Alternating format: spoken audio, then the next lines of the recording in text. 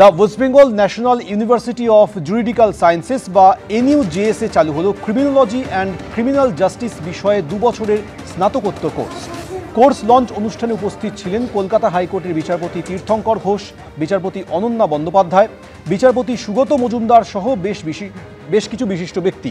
বিশ্ববিদ্যালয় সূত্রে খবর, ডিজিটাল এবং প্রযুক্তি নির্ভর যুগে এই কোর্সের লক্ষ্য নতুন প্রজন্ম তৈরি করা, যারা আইন, অপরাধবিদ্যা, ফরেনসিক সায়েন্স এবং ভিক্টিমোলজির তাত্ত্বিক জ্ঞান ও ব্যবহারিক দিকে দক্ষ হবে। এই কোর্সে থাকবে MA ও MSc 2 ডিগ্রির সুযোগ।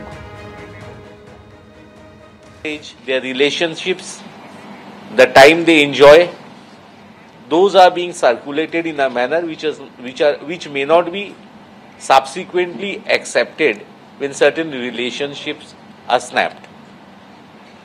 Now, there is a blend of everything. One is in respect of girl child, or now it's a gender neutral society, below 18 years of age, another or above 18 years of age. Question of consent is there, question of no consent is there. For 18 years, law has been made harsher. Above 18 years, the law is not lenient, but then the issue relating to consent and its appreciation is completely different.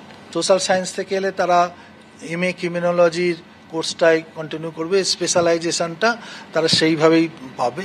যদি science background থেকে আসে তাদের জন্য forensic science focusing করে আরেকটু, যেমন cyber forensic science কিছু based course আছে স্পেশালাইজেশন, সেইভাবে যারা সায়েন্স থেকে আসছে তারা MSc criminology more on science base or forensic science, cyber forensic base. আর আদার যারা সোশ্যাল সায়েন্স থেকে আসছে তারাও পাবে, তারাও কিছুটা দুটো বিষয়ে জানবে এবং আরও অন্যান্য যে মেন্টাল হেলথ, ক্রিমিনোলজিক্যাল থিওরির যে ডেভেলপমেন্ট হচ্ছে গোটা বিশ্বে সেগুলো, আর আমাদের সিস্টেম অফ ক্রিমিনাল জাস্টিস কীভাবে আরও এফিসিয়েন্সি বাড়ে এবং prison system, police administration, prosecution এই ইন্টারকানেক্টেড, যাতে সবাই ভালোভাবে সেটাকে ফুললি কাজ করতে পারে, একটা ইন্টিগ্রেটেড সিস্টেম হিসেবে কাজ করতে পারে, সেইটার দিকে লক্ষ্য রেখেই এই কাজ।